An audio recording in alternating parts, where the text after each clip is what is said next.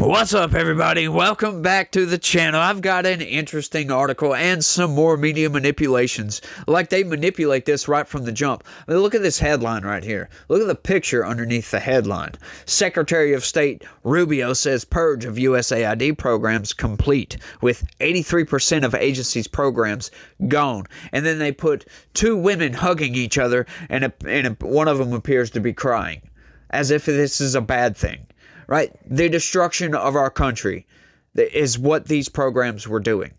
As a matter of fact, I know that sounds hyperbolic, but it's really not, because all these 83% of the programs, tens of billions of dollars, was all in a deficit. They have to print money to purchase these programs, these grants and these contracts and all this nonsense, to purchase all this stuff overseas, and it devalues our dollar.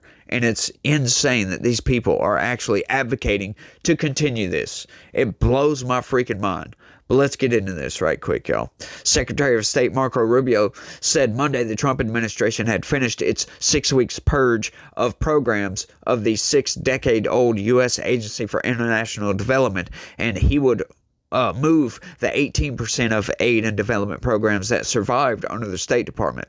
Rubio made the announcement in a post on X in one of his relatively few public comments on what has been a historic shift away from U.S. foreign aid and development executed by Trump political appointees and state and Elon Musk's Department of Government Efficiency teams. Rubio in the post thanked DOGE and our hardworking staff who worked very long hours to achieve this overdue and historic reform in foreign aid. You love how they just keep calling it foreign aid.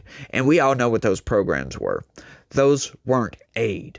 They were funding left-wing, ideologically driven nonsense. Most of it was like trans stuff, LGBTQ stuff, defending democracy over here, and blah, blah, blah, blah. Just nonsense programs. And, it's funny because where's the oversight? Like, a lot of this is overseas stuff, right?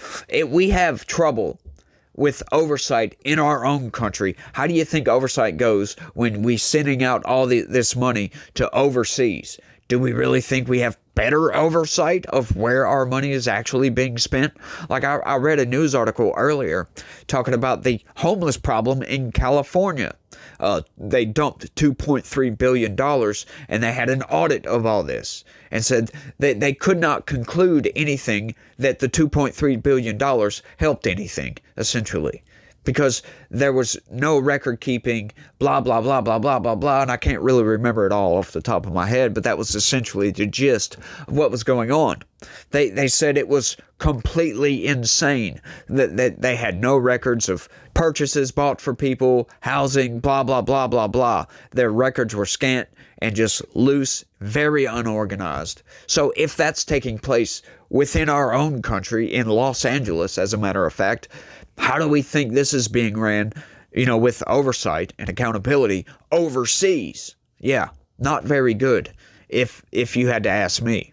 President Donald Trump on January 20th issued an executive order directing a freeze of foreign assistance funding and a review of all of the tens of billions of dollars of U.S. aid and development work abroad. Trump charged that much of the foreign assistance was wasteful and an advance of liberal agenda. That is right, mostly LGBTQ stuff. Rubio's social media post Monday said the review was now officially ending, with some 5,200 of USAID's 6,200 programs eliminated. Good news for the country. Those programs spent tens of billions of dollars in ways that did not serve, and in some cases even harmed, the core national interests of the United States, Rubio wrote. In consultation with Congress, we intend for the remaining 18% of programs we are keeping to be administered more effectively under the State Department, he said. Democratic lawmakers and others called the shutdown of congressionally funded programs illegal, saying such a move requires Congress's approval. Once again, they're getting out there and screaming about all this. Oh, it's illegal. You can't do this without congressional approval. Well, hang on. How come y'all didn't say nothing? Y'all just absolute crickets when Joe Biden was doing this. Yeah, Joe Biden was moving money around all over the place. He was taking money from this, moving it over here, doing this, for his student loan forgiveness programs. As a matter of fact, that was struck down twice by the Supreme Court, but he still funded it anyway. I wonder where these Democratic lawmakers were whenever he was reallocating funds for his student loan forgiveness. Crickets from the Democrats. So I call shenanigans on what they're saying. Oh, this is illegal. You can't do this. Nonsense, right? Absolute nonsense. The federal government makes the budgets. They're just mad because they don't get their funding anymore. A lot of this money went to NGOs for nonsense programs that, they could have funneled money right back into the Democratic Party. Act Blue is currently experiencing a scandal going on we're finding a lot of money going through Act Blue, and we're trying to figure out where it's coming from, right? Because we saw James O'Keefe's investigation on that, where they went door to door to a lot of these people's houses saying, hey, did you donate to Act Blue? $5 10 times in a single day for a year? And they were like, no, we don't even have that much money. Blah, blah, blah, blah, blah. You get it. You saw the video. Hopefully you saw the video. If not, go through my video archive and go find that. It was from about 3 or 4 months ago. It's absurd.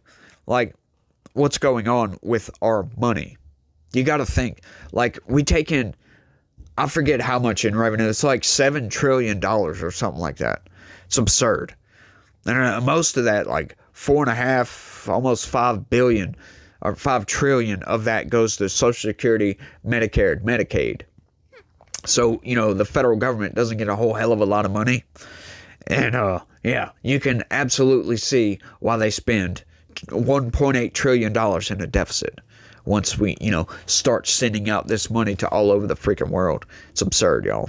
USAID supporters said the sweep of the cuts made it difficult to tell what U.S. efforts abroad the Trump administration actually supports.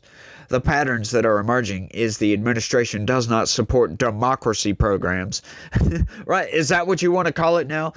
We've stopped calling it humanitarian assistance. So now we're getting to calling it democracy programs, LGBTQ stuff. $22 billion from HHS to provide free housing and cars for illegal aliens.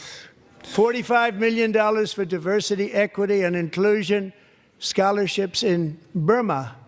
$40 million to improve the social and economic inclusion of sedentary migrants. Nobody knows what that is. I was just about to ask what that meant. $8 million to promote LGBTQI+ in the African nation of Lesotho, which nobody has ever heard of. $60 million for indigenous peoples and Afro-Colombian empowerment in Central America. $60 million. $8 million for making mice transgender. No. Look at that. This is real. Yeah, that stuff, that's democracy programs. I'm sorry. You're lying. They don't support civil society. They don't support NGO programs or health or emergency response, said Andrew Natsios, the USAID administrator for Republican former President George W. Bush. So what's left, Natsios? Yeah, Natsios asked. A group of former U.S. diplomats, national security figures, and others condemned what it said was an opaque, partisan, and rushed review process and urged Congress to intervene. Hey, that's your opinion to take, but I am cheering all of this on, and I imagine most Americans. As a matter of fact, we saw the polls. Yeah, 55% of Americans like what's going on. So yeah, y'all need to sit down and shut up and let this just take hold. Just, ride the storm out, if you will. The facts show that life-saving programs were severely cut, putting millions of people in allied countries at risk of starvation, disease, and death, while giving Russia, China, and other adversaries opportunities to gain influence abroad as the U.S. retreats. The group, the U.S. Global Leadership Coalition, said, you know what? If Russia wants to fund a bunch of LGBTQ plus programs and China wants to fund a bunch of LGBTQ plus programs, let them go right on ahead. But you know what? I highly doubt they will. For some reason, I just don't believe they will. And them saying this doesn't make it true. Doesn't make it true at all. The Trump administration gave almost no details on which aid and development efforts abroad it spared as it mass emailed contract terminations to aid groups and other USAID partners by the thousands within days earlier this month. The rapid pace and the steps skipped in ending contracts left USAID supporters challenging whether any actual program by program reviews had taken place.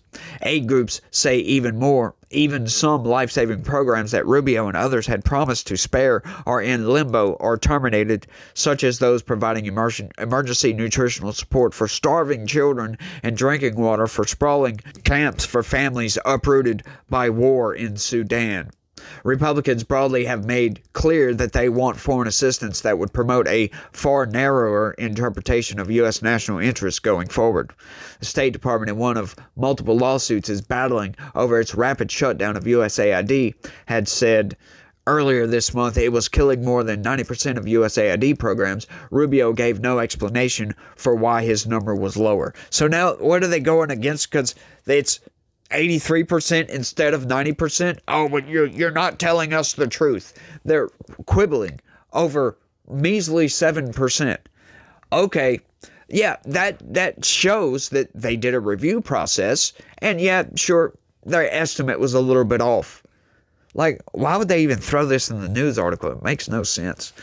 Unless it's meant to push a narrative, y'all, which is exactly what they're doing. Because now they're trying to grab you by the heart and say, oh, well, they're cutting off humanitarian assistance. Starving kids in Sudan are going to die now because of this. The dismantling of USAID that followed Trump's order upended decades of policy that humanitarian and development aid abroad advance U.S. national security by stabilizing regions and economies, strengthening alliances, and building goodwill. Yeah, right. Yeah, with a bunch of LGBTQ nonsense? Sure. In the weeks after Trump's order, one of his appointees and transition team members, Pete Marocco, and Musk pulled USAID staff around the world off the job through forced leaves and firings, shut down USAID payments overnight, and terminated aid and development contracts by the thousands. Contractors and staffers running efforts ranging from epidemic control to famine prevention to job and democracy training stopped work. Aid groups and other USAID partners laid off tens of thousands of their workers in the U.S. and abroad. Lawsuits say the sudden shutdown of USAID has stiffed aid groups and businesses that had contracts with it totaling billions of dollars. In Washington, the sometimes contradictory orders issued by the three men, Rubio, Musk, and Marocco, overseeing the USAID cuts have left many uncertain who was calling the shots and fueled talk of power struggles. Oh, the Trump administration is falling apart. Yeah, it's not. Musk and Rubio on Monday, as Trump had last week, insisted relations between the two of them were smooth. Good working with you, Musk tweeted in response to Rubio's announcement. Tough but necessary, Musk wrote of Rubio's announcements on the cuts. That is right. That is totally right. That nothing is falling apart. Everything seems to be going as planned, and they can cry and scream and tell everybody in the world that they're cutting off humanitarian assistance all over the place. But hang on just a second. They only cut 83% of these programs. So what is the rest of these programs? Oh, it's the humanitarian assistance that they were just telling you was cut off. Yeah, they had to put a pause on that stuff to figure out where the money was going. Once again, don't let the corporate press fool you into a false sense of security, right? A false sense of fear, if you will, because, yeah, they're not cutting off anything. They're not going to stop humanitarian assistance, right? We're not giving up our place on the world stage. We're stopping these far-left, ideologically driven LGBTQ ideology programs. That's it.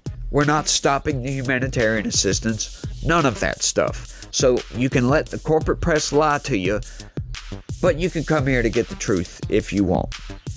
But my jaw is still hurting, so I'm going to cut it short. So Y'all let me know what y'all think about all this down in the comments section. Y'all don't forget to smash that like button, subscribe if you're new around here, and share this video anywhere and everywhere you can. That would be great. And y'all try to have a good day. Stay legitical. Peace.